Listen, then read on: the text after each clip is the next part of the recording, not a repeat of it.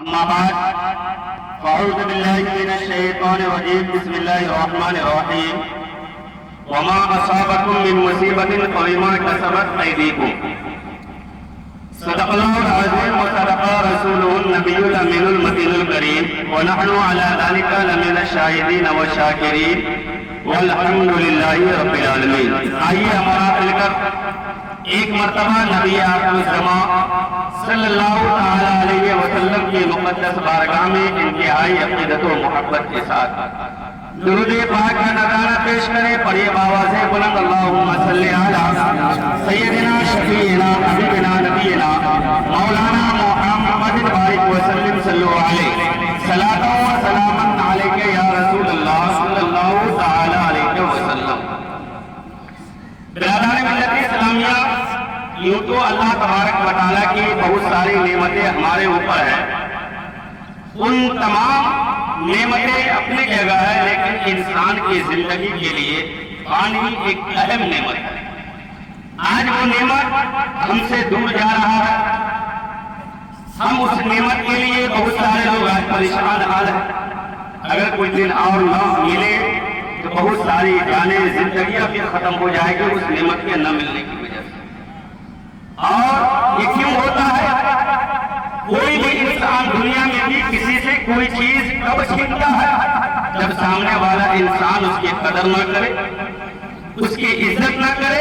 چھوٹے بچے کو آپ بڑے موبائل دے دیں گے تو ایک باپ گھر کے لوگ اس بچے سے اس لیے چھین لیتا ہے کہ اس بچے کو اس کی قدر نہیں معلوم ہے، وہ خراب کر دے گا، برباد کر دے گا، تو انسان اسے چھین لیتا ہے. ایک انسان اپنے گھر میں کسی کو آنے کے لیے دروازہ اس لیے بند کرتا ہے کہ اس سے محبت نہیں ہے، تب جا کر کے کہتا ہے کہ تم میرے گھر میں قدم مت رکھنا. ٹھیک اسی طریقے سے برادران ملت اسلامیہ، آج ہم اپنے گناہوں کی وجہ سے، اپنی بدعمالیوں کی وجہ سے اللہ ہم سے اتنا ناراض ہو گیا ہے کہ جو چیز اللہ ہماری زندگی کے لیے بنایا تھا، جو چیز اللہ ہمارے لیے پیدا کیا تھا، آج اللہ ہم سے وہ چیز کو دور کر دیا ہے. اور یہ کیوں آتا ہے؟ اس لیے آتا ہے کہ قرآن کہتا ہے وَمَا أَصَابَكُم مِّن مُّصِيبَةٍ فَبِمَا كَسَبَتْ أَيْدِيكُمْ، کہ اے لوگوں، تمہارے اوپر جو یہ مصیبتیں آتی ہے، یہ تکلیف آتی ہے، یہ کم مصیبت ہے کہ آج پانی کے لیے ہم پریشان ہیں. انسان تڑپ رہا ہے لیکن پانی ہمارے پاس آنے کے لیے تیار نہیں ہے. وہی پانی جو کل تک ہم سیراب ہوا کرتے تھے، ہمارے پاس پانی کی کمی نہیں تھی، لیکن آج کمی ہے، ہم اس کے لیے پریشان حال نظر آتے ہیں. آخر یہ حالات کیوں پیدا ہوا؟ تو قرآن کہتا ہے کہ تمہارے پاس جب کوئی مصیبت پہنچتی ہے تو یہ مصیبت کسی دوسرے کی وجہ سے نہیں، یہ مصیبت کسی اور چیز کی وجہ سے نہیں، بلکہ فَبِمَا كَسَبَتْ أَيْدِيكُمْ، کہ یہ مصیبت تم نے اپنے ہاتھ سے کمایا ہے، تم نے اپنے ہاتھ سے اللہ کو ناراض کیا ہے، اپنے اعمال سے اللہ کو ناراض کیا ہے، تو اللہ تمہارے اوپر مصیبتوں کو بھیجتا ہے. یاد رکھیں ایک بات اور برادران ملت اسلامیہ، اللہ کسی پہ ظلم نہیں کرتا ہے، اللہ کسی بندوں پہ ظلم نہیں کرتا ہے. قرآن کہتا ہے إِنَّ اللَّهَ لَا يَظْلِمُ شَيْئًا، کہ بے شک اللہ اپنے بندوں پہ ذرہ برابر بھی ظلم نہیں کرتا ہے. وَلَٰكِنَّ النَّاسَ أَنفُسَهُمْ يَظْلِمُونَ، لیکن انسان خود اپنی جانوں پہ ظلم کرتا ہے. آج جو یہ ہمارے حالات پیدا ہوئے ہیں، یہ ظلم کے شکار جو ہم ہوئے ہیں، اس کی وجہ ہم خود ہے. اللہ ہمارے اوپر ظلم نہیں کرتا ہے.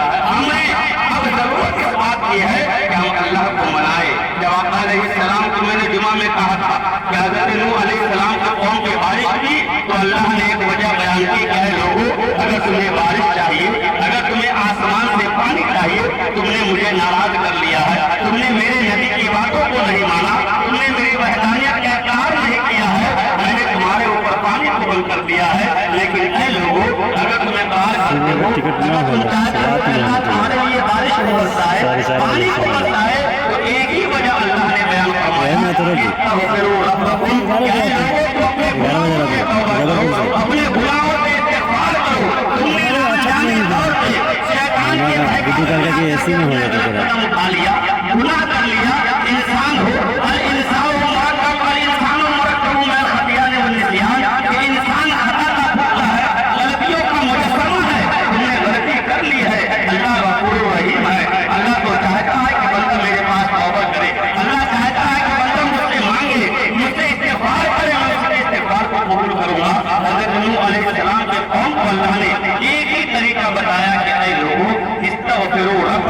तुम्हें बारिश चाहिए, आसमान से पानी चाहिए, अपने रब की बारगाह में इस्तिग़फ़ार करो, अपने रब को मनाओ। जब तुम इस्तिग़फ़ार करोगे, तौबा करोगे तो क्या होगा? युरसिलिस समा अलैकुम मिदरारा, अल्लाह फरमाता है कि अल्लाह आसमान से तुम्हारे लिए मूसलाधार बारिशों का नुज़ूल फरमाता है। एक वजह यही है। और जब हुजूर के जमाने में बारिश बंद हो गई, जब पानी के लिए तरस गए तो लोग गए हुजूर की बारगाह में, सारे लोग जमा होकर के या रसूल अल्लाह, हमारे जानवर पानी की वजह से मर रहे हैं, हमारे खेत में अनाज पैदा नहीं हो रहा है, हमारे पास खाने के लिए अनाज नहीं है, पानी पीने के लिए पानी मैसर नहीं है। तो हुजूर ने इरशाद फरमाया कि ऐ लोगों, फला दिन तुम्हें एक मैदान में इकट्ठा होना है। एक हदीस पाक में है कि तुम्हें ईदगाह में इकट्ठा होना है। इससे मालूम हुआ कि नमाज इस्तिस्का जो पढ़ी जाती है ना, ये मस्जिदों में अदा नहीं की जाती है। इसके लिए हुक्म है कि खुले आसमान के नीचे हो, आसमान और जमीन के दरमियान किसी चीज का पर्दा नहीं होना चाहिए। ये खुले आसमान में के नीचे एक मैदान हो या ईदगाह हो या कोई बयान हो, अदा करना चाहिए।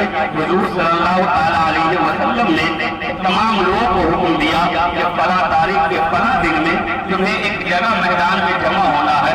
वहाँ आने के पहले उन्होंने बताया कि इस्लामी लिबास पहन करके आना, आने से पहले तुम अल्लाह की राह में सदका कर देना, जो हो सके तुम सदका निकाल देना, इसलिए कि सदका मुसीबतों को टाल देती है, सदका बलाओं को दूर कर देती है। हुजूर फरमाते हैं कि नमक सदका को यरुद्दुल बला, कि बेशक सदका जो है ये बलाओं को, मुसीबतों को टाल देता है। जब ये मुसीबतें हमारे पास आ गई है, ये परेशानियां आ गई है, तो हमें चाहिए कि हम ज्यादा से ज्यादा सदका करें, अल्लाह को सदके के जरिए राज़ी करें, सदके के जरिए हम मुसीबतों को दूर करने की कोशिश करें। हुजूर ने तरीका बताया कि जब तुम नमाज इस्तिस्का के लिए घर से निकलना, उससे पहले तुम सदका कर लेना, अल्लाह की राह में जो अल्लाह ने तुम्हें दिया है उसे तुम खर्च कर लेना। उसके बाद जब तुम ईदगाह में आओगे तो उसमें सबसे पहले बिरादरान मिल्लत इस्लामिया जो सबसे ज्यादा जरूरी हमारे लिए है वो क्या है कि हम अल्लाह को अपने रो करके, गिड़गिड़ा करके अपने गुनाहों से तौबा करें। नमाज अदा करने से पहले हर इंसान, हमने आज तक जो गुनाह किए, चाहे वो शैतान के बहकावे में ना जाने तौर पे, अब हमारे लिए वक्त है। ऐसा नहीं है कि हम गुनाह कर लिए, अब अगर माफी मांगे तो हमें माफी नहीं मिलेगी। 99 आदमी का कत्ल करने वाला इंसान बड़ा मशहूर है। वो एक इंसान था जो 99 आदमी का कातिल था। एक आदमी के पास मसला पूछने के लिए गया, सोचिए आपके पास एक मजलूम आदमी के पास कि मैं 99 आदमी को ना कत्ल कर दिया हूँ, बगैर गलती के मैंने मार दिया है, क्या अल्लाह मुझे माफ कर सकता है? तो इस सूफी इंसान ने कहा, उस अल्लाह वाले ने कहा कि इंसान, तू 99 आदमी को बगैर गलती के मार दिया है, क्या तुम अपने अल्लाह से मग़फ़िरत की उम्मीद रखते हो? तो उस इंसान ने कहा कि अगर मग़फ़िरत नहीं होगी तो मैं 100 की गिनती पूरा कर देता हूँ। उसे भी कत्ल कर दिया। फिर कुछ दिन के बाद ख्याल आया कि चलो एक आलिम साहब के पास जाकर के मसला पूछते हैं। वो गए आलिम के पास, कहा कि मैं 100 आदमी का कातिल हूँ, क्या अल्लाह मुझे माफ कर सकता है? मैं इतना बड़ा गुनहगार हूँ, इतना बड़ा पापी इंसान हूँ। उस आलिम ने कहा, अल्लाह तो गफूर रहीम है, अल्लाह अपने बंदों से 70 माओं से ज्यादा प्यार करता है। तुमने गलती कर ली है, तुमने खता कर ली है, और अपनी बारगाह में अल्लाह से तौबा करो। बिरादरान मिल्लत इस्लामिया, वो इंसान आलिम ने कहा कि फला जगह एक अल्लाह का वली रहता है, उसके दर पे चले जाना, उसको गवाह बना करके तुम अल्लाह के बारगाह में तौबा करना। वो इंसान घर से निकला ही कि अल्लाह के फरिश्ते ने आकर के उसकी रूह कब्ज कर ली, मलकुल मौत आ गए, उस इंसान की रूह कब्ज कर ली गई। अब जब वो मर गया, जहन्नम के फरिश्ते भी आ गए कि ये बहुत बड़ा पापी था, 100 आदमी का कत्ल करने वाला है, मैं इसे जहन्नम में लेकर के जाऊंगा। जन्नत के फरिश्ते भी आ गए कि नहीं नहीं, ये जन्नती इंसान है, मैं इसे जन्नत में लेकर के जाऊंगा। जब अल्लाह के पास बारगाह में ये मामला पहुंचा, अल्लाह ने फरमाया जमीन को नापा जाए, अगर अल्लाह वाले के बारगाह से उस इंसान का जिसम करीब है तो वो जन्नती है, अगर उससे दूर है तो वो जहन्नमी है। अभी घर से निकला ही था, अल्लाह ने जमीन को हुक्म दिया कि जमीन तुम सिमट जाओ, इसलिए कि उसने सच्चे दिल से मेरे बारगाह में तौबा किया था।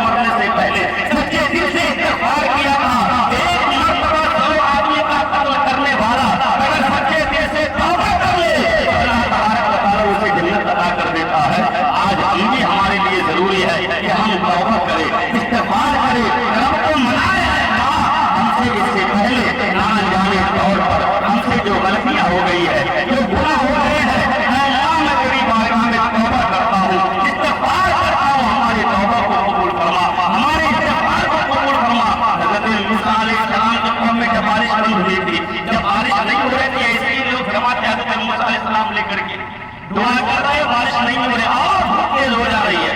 جیسے جیسے حضرت موسیٰ علیہ السلام دعا کر رہے ہیں کہ بارش ہو تو اللہ آسمان میں دھوپ اور تیز ہو جاتی ہے. حضرت موسیٰ کہتے ہیں مولا معاملہ کیا ہے؟ تو آپ نے سنا تھا جمعہ میں نے کہا تھا اللہ نے فرمایا ایک انسان گنہگار ہے جس کی نحوست کی وجہ سے اللہ تمہارے اوپر بارش کو روک دیا ہے. وہ انسان مجمع سے اٹھا بھی نہیں تھا دل میں اس کی بارگاہ میں توبہ کیا تھا. اللہ نے اس کی توبہ کو قبول کر کے اسی وقت بارشوں کا نزول فرما دیا. تو ہم یہاں جو اکٹھا جمع ہوئے ہیں اب ہمارے لیے ضروری ہے کہ ہم اپنے گریبان میں جھانکے اپنے اندر جھانک کر کے دیکھیں کہ ہم سے جو غلطیاں ہوئی ہیں جو ہم سے اب تک سچے دل سے رب کی بارگاہ میں توبہ کریں. اے اللہ ہم گنہگار ہیں, سیاکار ہیں, خطا کار ہیں, لیکن تیرے حبیب کے امتی ہیں.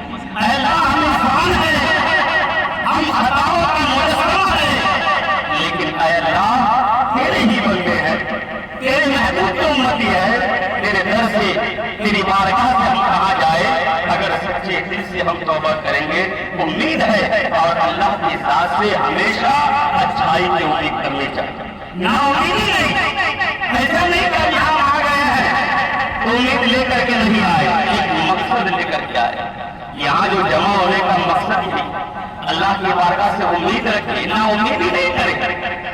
نا امیدی یہ مومن کی پہچان ہے, ان کی علامت نہیں ہے. اللہ کی بارگاہ سے امید رکھے, انشاءاللہ ضرور اللہ ہماری حال پہ رحم فرمائے گا. ضرور اللہ تبارک و تعالیٰ اپنے بندوں کے حال پہ رحم فرمائے گا. ضرور اللہ ہمارے لیے آسمان سے بارشوں کا نزول فرمائے گا. جب حضور صلی اللہ تعالیٰ علیہ وسلم نماز استسقاء کے لیے گئے تو حضور نے دعا کا طریقہ بتایا کیسے دعا مانگنا. پہلی بات تو یہ کہ رب کی بارگاہ میں رو کر کے گر گرا کر کے دعا کر. رونا نہیں آتا ہو رونے جیسا چہرہ بنا کر کے ہر انسان دل میں یہ مقصد لے کر کے دعا کرے کہ اللہ ہماری دعا قبول کر لے. اتنے سارے لوگ میں اللہ جس کی دعا قبول کر لے یہ کوئی نہیں جانتا. کوئی جانتا؟ حضرت علامہ علی مراد آبادی فرماتے ہیں بیت المناجم میں کہ جہاں 40 آدمی جمع ہوتے ہیں وہاں ایک اللہ کا نیک بندہ ہوتا ہے. اللہ نیک بندے کے صدقے میں دعائیں قبول کرتا ہے. گر گرا کر کے عاجزی کے ساتھ ان کے ساتھ ہمیں دعا مانگتا رب کو مانگنا ہے. اور حضور نے فرمایا جب تم دعا کے لیے ہاتھ اٹھاؤ تو 3 لوگوں کے وسیلے سے دعا مانگنا. کتنے لوگ؟ 3 لوگوں کے وسیلے سے دعا مانگنا. ایک تو وہ جو اللہ کا نیک بندہ ہے حضرت غالباً حضرت عمر کے زمانے میں جب پانی بند ہوا تو وہ لوگ جو دعا کیے تھے کہ یا رسول اللہ جب تک ہمارے درمیان حضور تھے تو حضور کی دعا سے بارشیں ہوتی تھی, اب حضور نہیں ہے تو ہمیں حضور کے وسیلے سے ہمارے اوپر بارش کو نازل فرما تو بارش ہو جاتی. حضور نے ہمارے یہ طریقہ بتایا کہ جب تم دعا کے لیے ہاتھ اٹھاؤ تو دعا کرنا اے اللہ ہمارے جو بزرگ ہیں جو بوڑھے ہیں. یہ حدیث صحیح ہے, میں حدیث کے الفاظ بتا رہا ہوں حضور کے دعا کا طریقہ. اے اللہ ان بوڑھوں کے صدقے میں, ان کمزوروں کے صدقے میں, ان بزرگوں کے صدقے میں ہماری دعاؤں کو قبول فرما, ہمارے اوپر بارشوں کا نزول فرما. ایک تو یہ ہے. دوسرا کیا ہے؟ بچوں کے صدقے میں, جو چھوٹے چھوٹے بچے ہوتے ان کے صدقے میں اللہ سے ہمیں دعا کرنا ہے اللہ ان بچوں کے صدقے میں ہمارے لیے بارشوں کا نزول. اب تیسرا کیا ہے؟ حضور نے فرمایا کہ جو تمہارے درمیان میں کمزور ہو, جو تمہارے درمیان میں کمزور ہے, نادار ہے, مجبور ہے, ان کے وسیلے سے دعا کرنا جسے ہم کمزور سمجھتے ہیں, کیونکہ اللہ تبارک و تعالیٰ اور کمزوروں لاچاروں کے درمیان کوئی پردہ نہیں ہوتا. حضور نے یقین کہ صدقے میں ہمیں دعائیں مانگنے کے لیے کہا ہے. یہاں الحمدللہ بوڑھے بھی ماشاءاللہ میں نے اعلان بھی کیا تھا کہ اپنے گاؤں کے جتنے بزرگ رات ہے اللہ ان کو سلامت رکھے, یاد رکھے. جب ان کے صدقے میں ہمارے لیے بارش کی دعا کرنے کا حکم ہے تو ہمارے معاشرے میں ان کا رہنا ہی ہمارے لیے کامیابی کی ضمانت ہے. وہ نیک ہے یا بد ہے وہ اللہ جانتا ہے، لیکن جب بڑے ہو جائے بوڑھے ہو جائے ان کا ادب کرنا یہ ہمارے اوپر ضروری ہے۔ یہاں الحمدللہ وہ بھی موجود ہے، بچے بھی ہیں، غریب بھی ہے، لاچار بھی ہے، مجبور بھی ہے، اور بڑی بات یہ ہے کہ یہاں مہمان رسول مدرسے کے بچے، چھوٹے چھوٹے بچے بھی موجود ہیں۔ یہ مہمان رسول کی برکت بھی ہے کہ ہم قرآن کھانے کرائے کسی موٹے کے نام سے، لیکن گارنٹی نہیں ہے کہ وہ دعا، وہ قرآن کھانے اس میلاد کی وجہ سے مرنے والے کی مغفرت ہو جائے، یہ گارنٹی نہیں ہے، لیکن حدیث میں یہ چیز کی گارنٹی ہے کہ جس قبرستان سے کوئی پڑھنے والا بچہ طالب علم مہمان رسول گزر جائے، اللہ اس قبرستان سے 40 دن کے لیے عذاب کو اٹھا لیتا ہے۔ الحمدللہ وہ بھی یہاں موجود ہے، ان کے صدقے میں بھی دعائیں کریں گے ہم۔ مہمان رسول ہے، وہ حضور کے مہمان ہیں، سارے لوگ بہت ہونے والا ہے، بس سارے لوگ یہ دل میں عہد کر کے بیٹھے کہ اللہ سب پریشان ہے، جانور سے لے کر کے انسان تک، کھیتی ایک دم سوکھے پڑے ہوئے ہیں، جب اناج پیدا نہیں ہوگا تو انسان کے کھانے کے لیے کچھ میسر ہوگا، نہ پینے کے لیے میسر ہوگا۔